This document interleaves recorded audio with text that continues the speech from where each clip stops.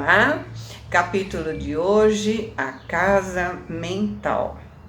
E aí André começa falando, né, que retomando a companhia de Calderaro, na Manhã Luminosa, o propósito de enriquecer noções pertinentes às manifestações da vida próxima à esfera física, me absorvia.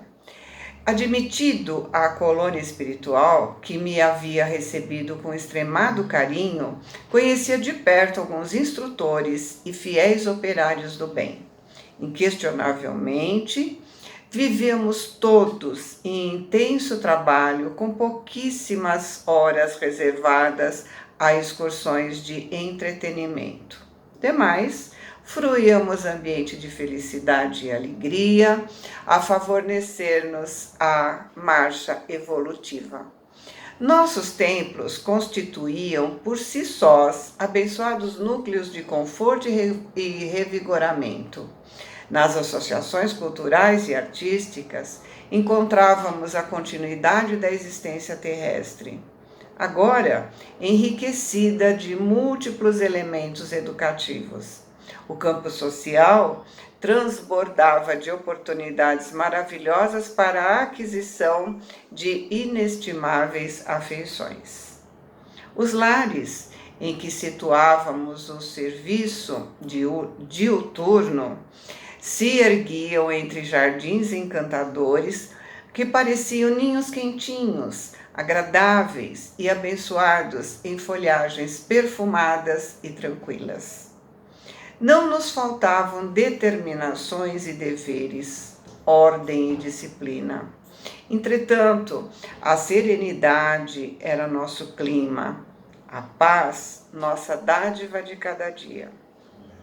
A morte nos havia arremessado a uma atmosfera estranha à luta física.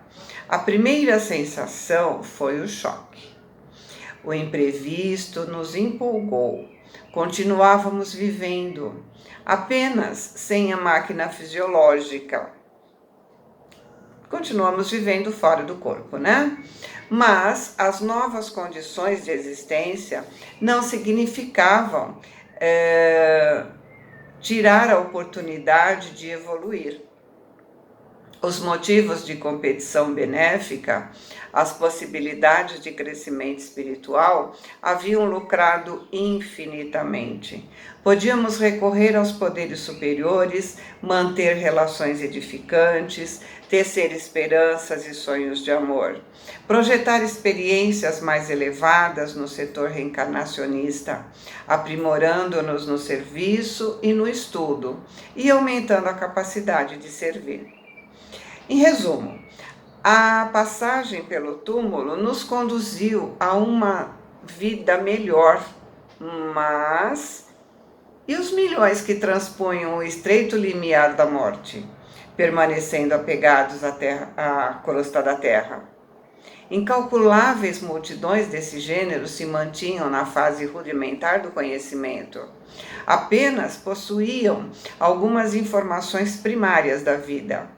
Suplicavam o amparo dos espíritos superiores, como as tribos primitivas reclamam a ajuda dos homens civilizados. Precisavam de desenvolver faculdades, como as crianças de crescer. Não permaneciam chumbadas à esfera carnal por maldade, mas se demoravam, hesitantes, no chão terreno, como os pequeninos descendentes dos homens se agarram ao seio materno.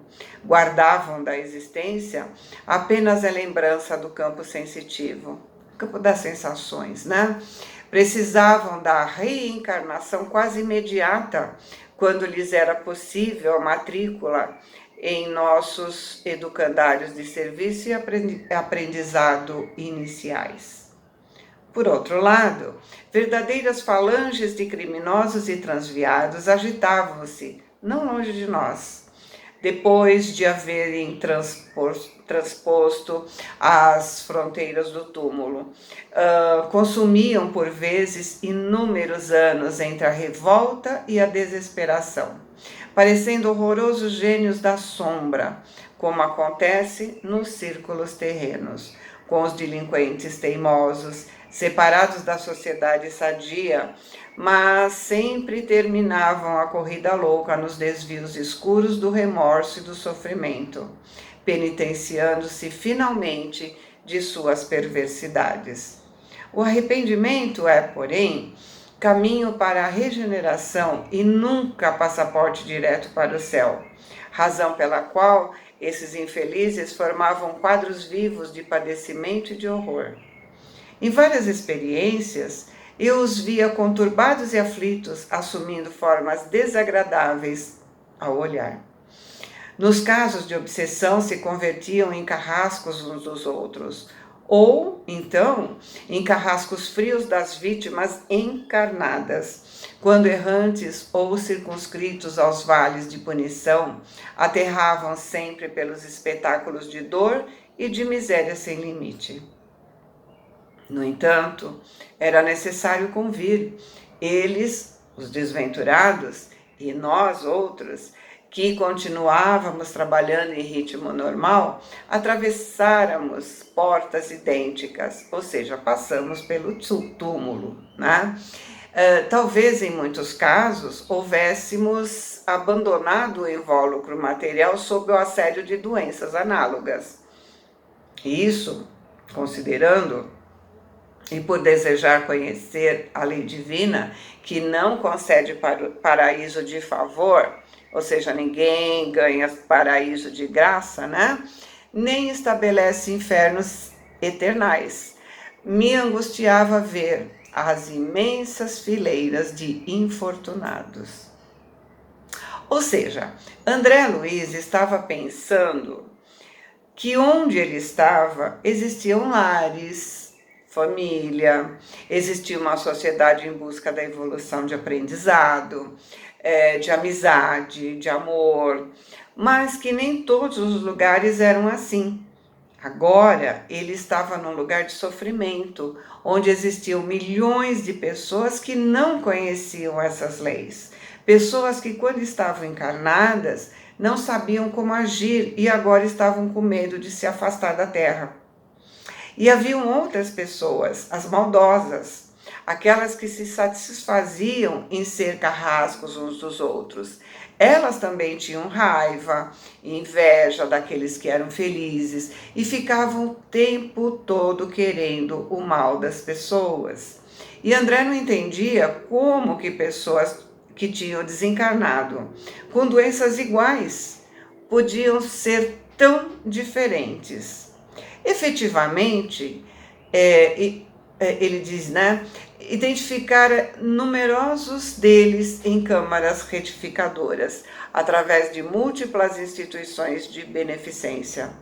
Mas esses, situados na zona de amparo fraternal, apresentavam a seu favor sintomas de melhora quanto ao reconhecimento das próprias falhas, ou aos créditos espirituais que gozavam, graças a certas forças intercessoras. É que os infelizes a que nos referimos vinham de outras origens. Eram os ignorantes, os revoltados, os perseguidores e os impenitentes, aqueles teimosos, obstinados, que nunca se arrependem. De alma impermeável às advertências edificantes, os orgulhosos, os vaidosos dos mais variados, perseverantes no mal, dissipadores de energia anímica, em atitudes perversas diante da vida. Meu contato com eles, em diversas ocasiões, foi simples encontro passageiro, sem maior significação para o meu esclarecimento. Ou seja, nos outros livros ele mostra pra gente que ele passou por zonas assim, né? Mas ele só passou, né? Não teve um significado maior para o esclarecimento dele. Então, por esse motivo, se demoravam tanto no hemisfério escuro da incompreensão, ele pergunta, né? Adiavam deliberadamente a recepção da luz? Não lhes doía a condição de seres condenados por si mesmos a longas penas? Não experimentariam vergonha pela perda voluntária de tempo, muitas vezes eu me surpreendi a contemplá-los. Os traços fisionômicos de muitos desses desventurados pareciam um monstruoso desenho, provocando ironia e piedade. Que lei regeria a modelagem de suas formas? A mãe natureza, pródiga de bênçãos em todos os planos, teria esquecido deles? Ou eles recebiam esses traços de apresentação pessoal como castigo imposto por vontade superior? Tais interrogações que ferviam no meu cérebro me impunham aflito por viver a possibilidade que me oferecia. Me aproximei de Calderaro naquela manhã sedento de saber. Expus minhas dúvidas íntimas, né? Relatei aos ouvidos tolerantes a minha expectativa ansiosa, longamente reprimida. Pretendia conhecer os que se entretinham na maldade, no crime, na inconformação. Meu amigo escutou calmo, sorriu e disse: André, antes de mais nada, modifiquemos o conceito. Para nos transformar em legítimos elementos de auxílio aos espíritos sofredores, desencarnados ou não, é imprescindível compreender a perversidade como loucura, a revolta como ignorância e o desespero como doença. Diante da minha perplexidade, ele falou: entendeu? Na verdade, essas definições não são minhas. Aprendemos do Cristo em seu trato divino com a nossa posição de inferioridade na crosta terrestre. Julguei que o instrutor fosse se estender em longa exposição verbalística relativa ao assunto, trazendo referências preciosas e comentando experiências pessoais. Nada disso. Calderaro simplesmente disse: a cegueira do espírito é fruto da espessa ignorância em manifestações primárias ou do obscurecimento da razão nos estados de rebaixamento do ser. Nosso interesse no socorro à mente desequilibrada é analisar esse último aspecto da sombra que pesa sobre as almas. Sendo assim, é necessário que você saiba alguma coisa da loucura no âmbito da civilização humana. Para isso, convém estudar mais detidamente o cérebro do homem encarnado e o cérebro do homem desencarnado, em posição desarmônica, para podermos situar aí o órgão de manifestação da atividade espiritual. Eu desejaria continuar ouvindo suas explicações claras e convincentes, mas Calderaro silenciou e daí ele disse: não disponho de muito tempo para discorrer de matéria estranha aos meus serviços.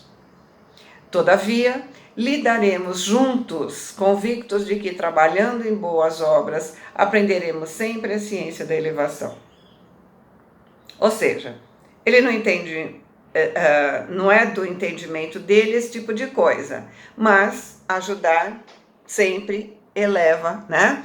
Então, vamos que vamos. E aí ele vai falar alguns termos também que a gente também não conhece, não é afim como o Calderaro, né?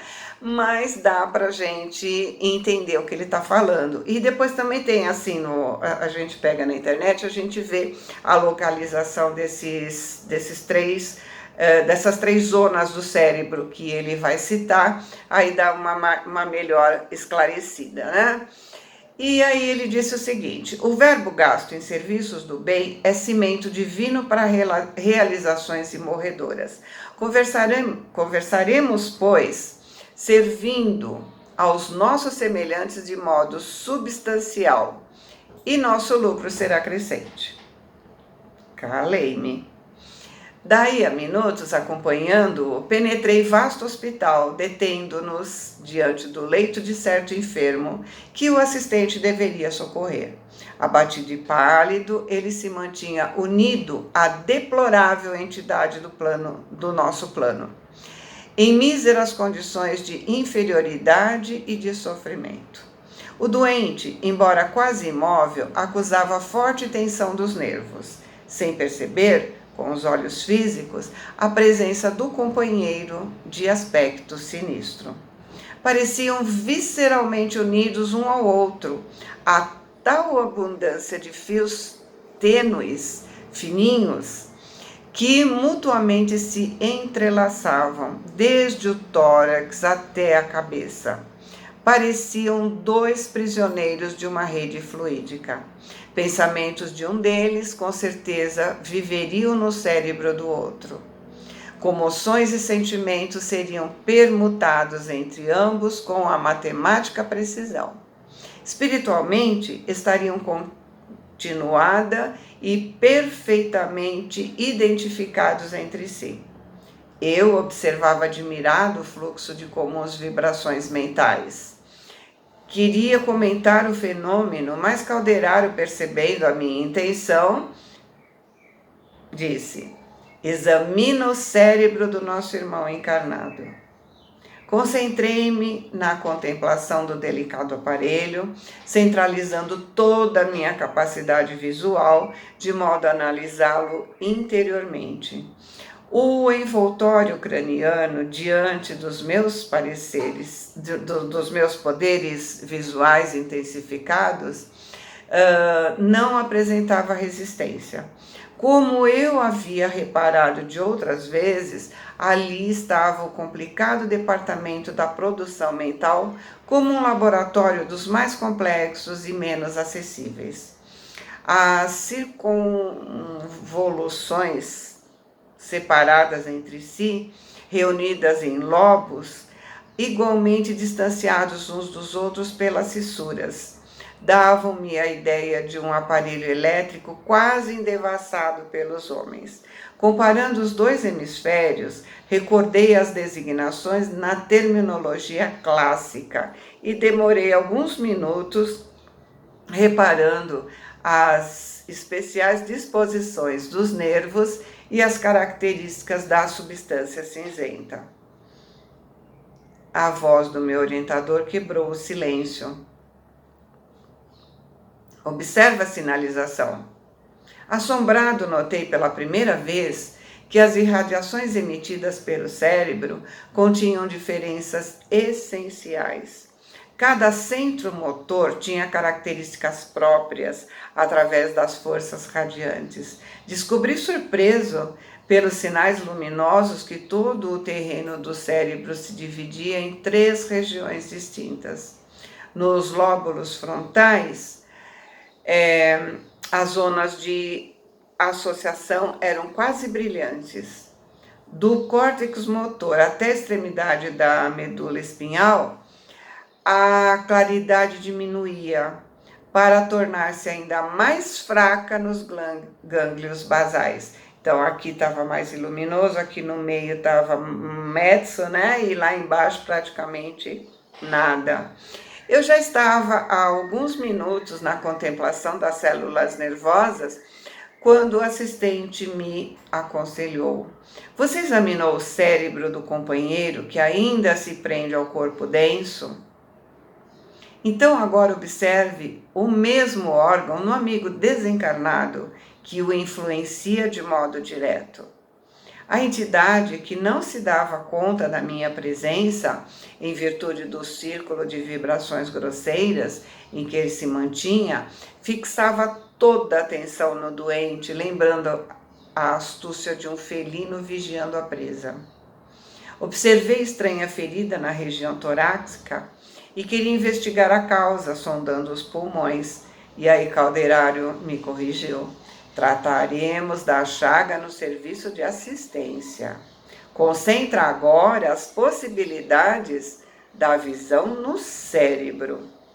Decorridos alguns momentos, concluí que, com exceção da configuração das peças e o ritmo vibratório, tinha sob os olhos 2 cérebros quase idênticos. O campo mental do desencarnado diferenciava, revelando alguma superioridade no terreno da substância, que no corpo perispiritual era mais leve e menos obscura. Tive a impressão de que se lavássemos por dentro o cérebro do amigo que estava deitado na cama, limpando certos corpúsculos mais pesados, ficaria quase igual, em essência, ao da entidade que eu examinava. As divisões luminosas, porém, eram em tudo análogas. Mais luz nos lóbulos frontais, menos luz no córtex motor e quase nenhuma na medula espinal, onde as irradiações se faziam difusas e opacas. Interrompi o estudo comparativo, depois de acurada perquisição, e fixei Calderário em silenciosa interrogativa.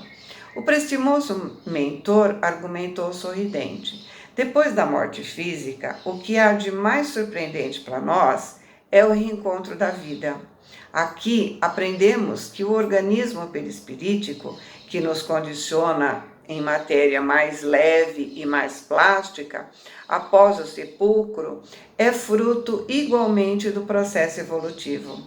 Não somos criações milagrosas destinadas ao enfeite de um paraíso de papelão. Somos filhos de Deus e herdeiros dos séculos, conquistando valores de experiência em experiência, de milênio em milênio. Não há favoritismo no templo universal do eterno, e todas as forças da criação se aperfeiçoam no infinito. A crisálida de consciência que reside no cristal a rolar na corrente do rio, aí se acha em processo liberatório. As árvores que por vezes se erguem centenas de anos a suportar golpes do inverno e acalentadas pelas carícias da primavera, estão conquistando a memória. A fêmea do tigre, lambendo os filhinhos recém-nascidos, aprende rudimentos de amor. O macaco, guinchando, organiza a faculdade da palavra. Em verdade, Deus criou o mundo, mas nós nos conservamos ainda longe da obra completa. Os seres que habitam o universo vão destilar muito suor para se aprimorar. Assim, também os indivíduos. Somos criação do Autor Divino, e devemos nos aperfeiçoar integralmente.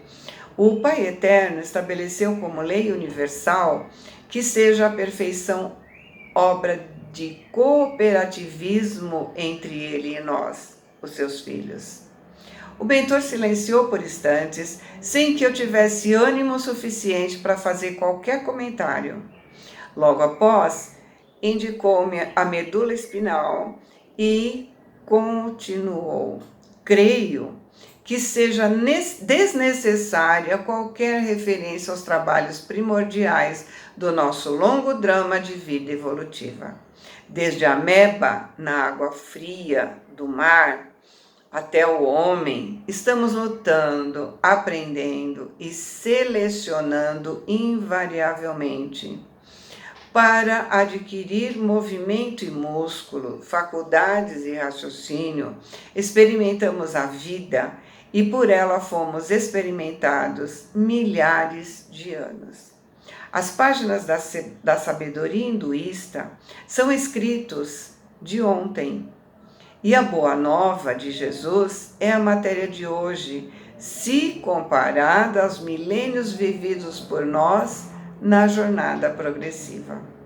Depois de fazer com a mão direita significativo gesto, ele continuou: no sistema nervoso, temos o cérebro inicial, depósito dos movimentos instintivos e sede das atividades subconscientes.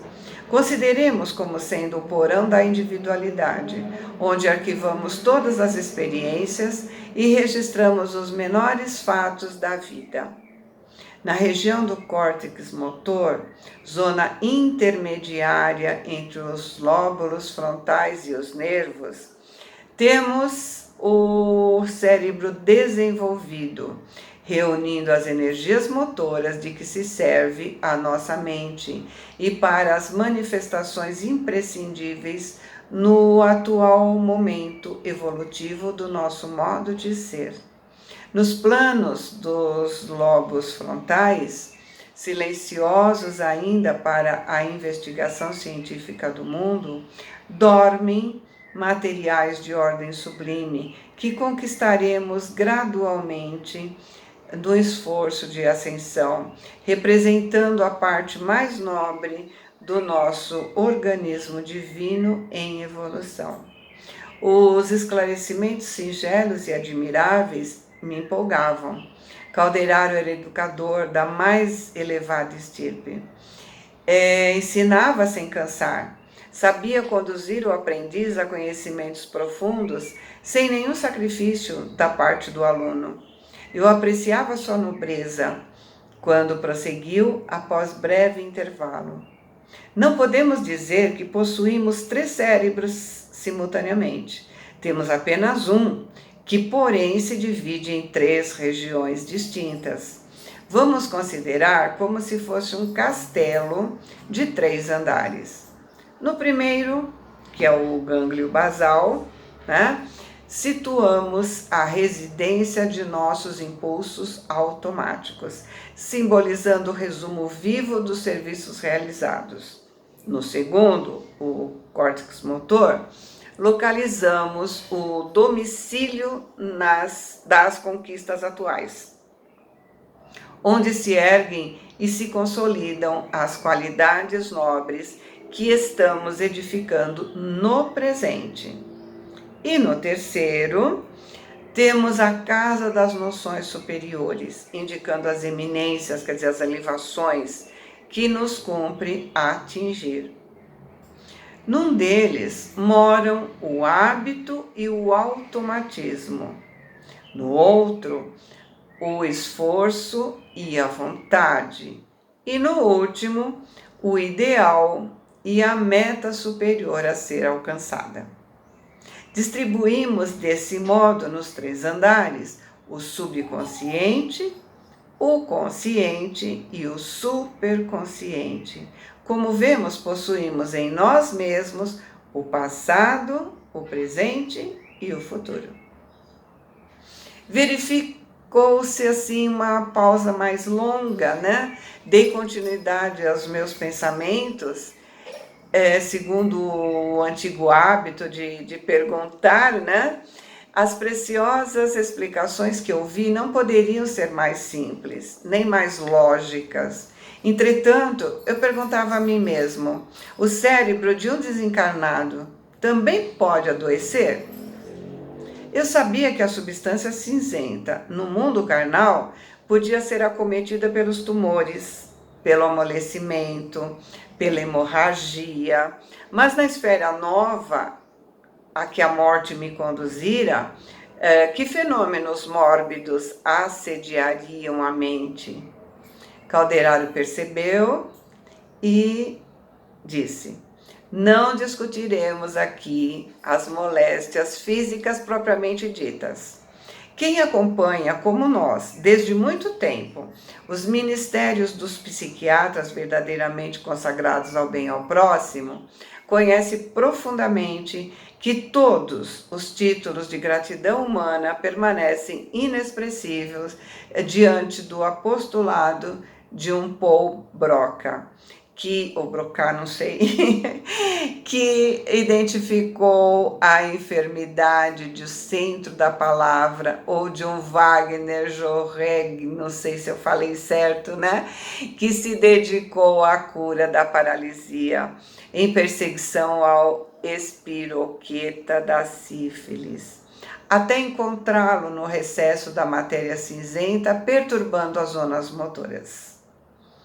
Diante do fenômeno como esses, É compreensível a quebra da harmonia cerebral em consequência da compulsoriedade, se afastarem das aglutinações celulares no campo fisiológico, os princípios do corpo perispiritual. Essas aglutinações ficam, então, desordenadas em sua estrutura e atividades normais, como acontece ao violino, incapacitado para a execução perfeita de um trecho melódico, porque ele tem alguma corda desafinada.